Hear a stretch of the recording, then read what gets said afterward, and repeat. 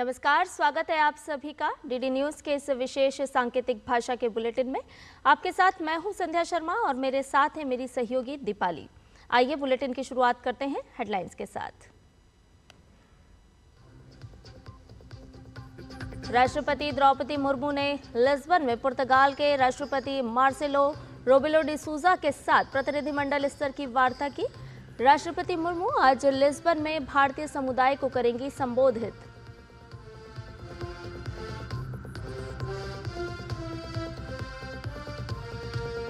England और Austria के दौरे पर गई वित्त मंत्री निर्मला सीतारमण यात्रा के पहले चरण में लंदन पहुंची।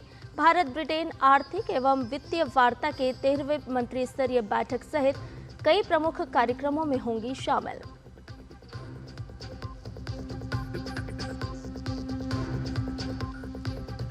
दुबई के क्राउन प्रिंस शेख हमदान बिन मोहम्मद अल मखतूम भारत की 2 दिवसीय यात्रा पर आज नई दिल्ली पहुंचेंगे। प्रधानमंत्री, रक्षा मंत्री और विदेश मंत्री से करेंगे मुलाकात।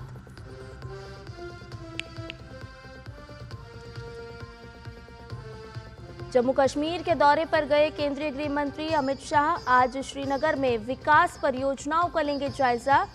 जम्मू कश्मीर की सुरक्षा स्थिति पर करेंगे समीक्षा बैठक।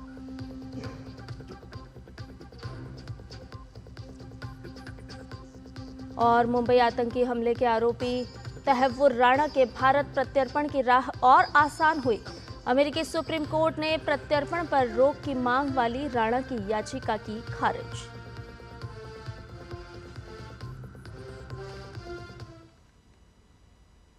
और आइए अब इन सभी खबरों को जान लेते हैं विस्तार से। राष्ट्रपति द्रौपदी मुर्मू पुर्तगाल की 2 दिवसीय राजकीय यात्रा पर हैं। राष्ट्रपति अपने दौरे के दूसरे दिन आज पुर्तगाल के प्रधानमंत्री लुइस मोंटेनेग्रो और नेशनल असेंबली के अध्यक्ष जोस पैड्रो एगुएर ब्रैंको से मुलाकात करेंगी। राष्ट्रपति मुर्मू आज लिस्बन में भारतीय समुदाय को संबोधित करेंगी। साथ ही महात्मा गांधी की प्रतिमा पर पुष्पांजलि अर्पित करने के बाद राधा कृष्ण मंदिर का दौरा भी करेंगी।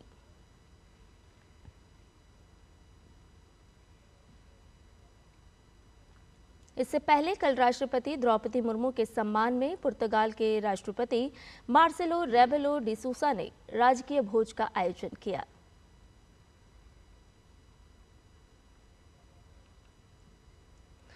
केंद्रीय गृह मंत्री अमित शाह जम्मू कश्मीर के दौरे पर हैं। अमित शाह आज श्रीनगर में विकास परियोजनाओं का जायजा लेंगे। इसके अलावा जम्मू कश्मीर की सुरक्षा स्थिति पर एक उच्च स्तरीय समीक्षा बैठक भी करेंगे। इससे पहले कल अमित शाह ने कठुआ में सीमा चौकी विनय का दौरा किया और वहां तैनात बीएसएफ के जवानों से बातचीत की। ब्रिटेन और ऑस्ट्रिया के 6 दिवसीय दौरे पर गई वित्त मंत्री निर्मला सीतारमण यात्रा के पहले चरण में सोमवार शाम लंदन पहुंच गईं। यूके में भारतीय उच्चायुक्त ने हीथ्रो हवाई अड्डे पर वित्त मंत्री का स्वागत किया। वित्त मंत्री कल लंदन में भारत ब्रिटेन आर्थिक एवं वित्तीय वार्ता की 13वीं मंत्री स्तरीय वार्ता में भाग लेंगी। इस वार्ता की सह अध्यक्षता वित्त मंत्री निर्मला सीतारमण और ब्रिटेन के वित्त मंत्री की ओर से की जाएगी। इस दौरान वो ब्रिटेन और ऑस्ट्रिया के थिंक टैंकों, निवेशकों और व्यापार जगत के नेताओं के साथ विचार विमर्श करेंगी। सीतारमण के इस दौरे के दौरान कई अहम समझौते भी हो सकते हैं। वित्त मंत्रालय के मुताबिक 13वां EFD दोनों देशों के बीच एक महत्वपूर्ण द्विपक्षीय मंच है। ये निवेश मामलों, वित्तीय सेवाओं, वित्तीय विनियमनों, UPI अंतरसंबंधों, कराधान मामलों और अवैध वित्तीय प्रवाह सहित वित्तीय सहयोग के विभिन्न पहलुओं में स्पष्ट सहभागिता के अवसर प्रदान करता है।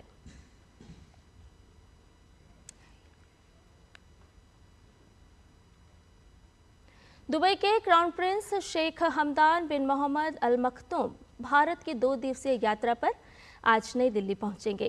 क्राउन प्रिंस के तौर पर ये भारत की उनकी पहली आधिकारिक यात्रा होगी। उनके साथ सरकार के कई मंत्री, वरिष्ठ अधिकारी और उच्च स्तरीय व्यापारिक प्रतिनिधिमंडल भी भारत आएंगे। इस दौरान क्राउन प्रिंस प्रधानमंत्री नरेंद्र मोदी से मुलाकात करेंगे।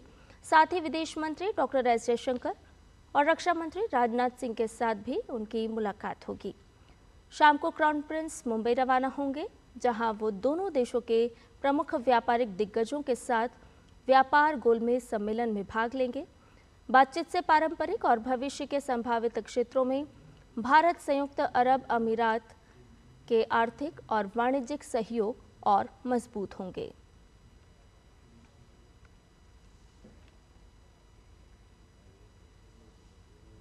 प्रधानमंत्री नरेंद्र मोदी बुधवार को नई दिल्ली में नवकार महामंत्र दिवस में शामिल होंगे।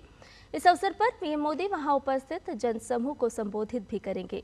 नवकार महामंत्र दिवस आध्यात्मिक सद्भाव और नैतिक चेतना का एक महत्वपूर्ण उत्सव है, जो जैन धर्म में सबसे अधिक पूजनीय और सार्वभौमिक मंत्र नवकार महामंत्र के सामूहिक जाप के माध्यम से लोगों को एकजुट करने का प्रयास करता है।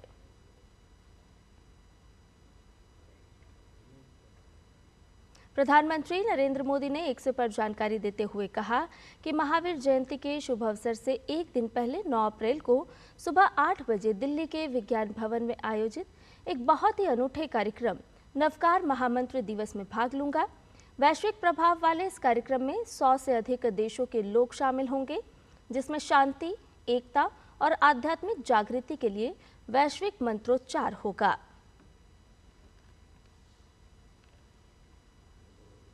महिला एवं बाल विकास मंत्रालय कुपोषण से निपटने के लिए आज से देशव्यापी पोषण पखवाड़े की शुरुआत कर रहा है। पोषण पखवाड़े का ये 7वां संस्करण 22 अप्रैल तक चलेगा। इस दौरान 4 प्रमुख विषयों पर फोकस रहेगा, जिसमें नवजात के जीवन के पहले 1000 दिनों पर ध्यान, पोषण ट्रैकर के लाभार्थी नागरिक मॉड्यूल का प्रचार प्रसार, CMAM के माध्यम से कुपोषण का प्रबंधन और बच्चों में मोटापे से निपटने हेतु स्वस्थ जीवन शैली को बढ़ावा देना शामिल है। इस वर्ष का पोषण पखवाड़ा सामग्री, सेवा वितरण, प्रचार प्रसार और परिणामों को मजबूत करने में सहायक होगा। केंद्रीय महिला एवं बाल विकास मंत्री अन्नपूर्णा देवी पखवाड़े के पहले सप्ताह में अरुणाचल प्रदेश का दौरा करेंगी, ताकि राज्य में महिलाओं और बच्चों के लिए सहायता को मजबूत करने के उद्देश्य से चल रही इन पहलों का मूल्यांकन किया जा सके। 2008 के मुंबई आतंकी हमले का आरोपी तहव्वुर राणा के भारत प्रत्यर्पण का रास्ता साफ हो गया है। अमेरिकी सुप्रीम कोर्ट ने मुंबई आतंकी हमले के आरोपी तहव्वुर राणा की भारत प्रत्यर्पण पर रोक लगाने की मांग वाली याचिका को खारिज कर दिया है। सुप्रीम कोर्ट के इस फैसले के बाद तहव्वुर को भारत लाने की राह और आसान हो गई है। तहव्वुर राणा फिलहाल लॉस एंजलिस के मेट्रोपॉलिटन डिटेंशन सेंटर में बंद है। इससे पहले जनवरी में अमेरिकी सुप्रीम कोर्ट ने तहव्वुर राणा के प्रत्यर्पण को मंजूरी दी थी। अमेरिकी राष्ट्रपति डोनाल्ड ट्रंप ने कहा कि अमेरिका ईरान के परमाणु कार्यक्रम को लेकर उसके साथ सीधी बातचीत करेगा। ट्रंप ने कहा कि ये वार्ता शनिवार से शुरू होगी। उन्होंने जोर देकर कहा कि ईरान को परमाणु हथियार नहीं मिलने चाहिए। ट्रंप ने संभावना जताई कि इस वार्ता से कोई समझौता हो सकता है। राष्ट्रपति ट्रंप ने चीन पर भी टिप्पणी करते हुए कहा कि अगर चीन अपने 34% जवाबी टैक्स को नहीं हटाता है तो अमेरिका अतिरिक्त 50% शुल्क लगाएगा। अमेरिकी राष्ट्रपति डोनाल्ड ट्रंप ने रूस यूक्रेन हिंसा को समाप्त करने पर जोर दिया है। ट्रंप ने कहा कि अमेरिका रूस और यूक्रेन के साथ बातचीत कर रहा है, साथ ही रूस के साथ संबंधों को बहाल करने की कोशिश भी की जा रही है। ट्रंप ने कहा कि अमेरिका ने रूस पर टैरिफ भी नहीं लगाया है। वहीं अमेरिकी राष्ट्रपति ने रूस यूक्रेन के बीच चल रही हिंसा को काफी भयावह बताया है। इंडियन प्रीमियर लीग में कल खेले गए मैच में रॉयल चैलेंजर्स बेंगलुरु ने मुंबई इंडियंस को 12 रन से हरा दिया। आरसीबी द्वारा दिए गए 222 रन के लक्ष्य का पीछा करते हुए मुंबई इंडियंस की टीम 20 ओवर में 9 विकेट पर 209 रन ही बना सकी। टीम के लिए तिलक वर्मा ने सर्वाधिक 56 रन बनाए। इससे पहले आरसीबी ने निर्धारित 20 ओवर में 5 विकेट पर 221 रन बनाए। आरसीबी की ओर से विराट कोहली और रजत पाटीदार ने अर्धशतकीय पारी खेली। आरसीबी ने मुंबई इंडियंस को 2015 के बाद पहली बार वानखेड़े स्टेडियम में मात दी है। इंडियन प्रीमियर लीग में आज कोलकाता नाइट राइडर्स का सामना लखनऊ सुपर जॉइंट्स से होगा। ईडन गार्डन्स में होने वाले इस मैच में लखनऊ के फॉर्म में चल रहे बल्लेबाजों और कोलकाता के स्पिनर्स के बीच रोचक मुकाबला देखने को मिलेगा। अंक तालिका में कोलकाता की टीम 5वें स्थान पर है, वहीं लखनऊ 6ठे स्थान पर है।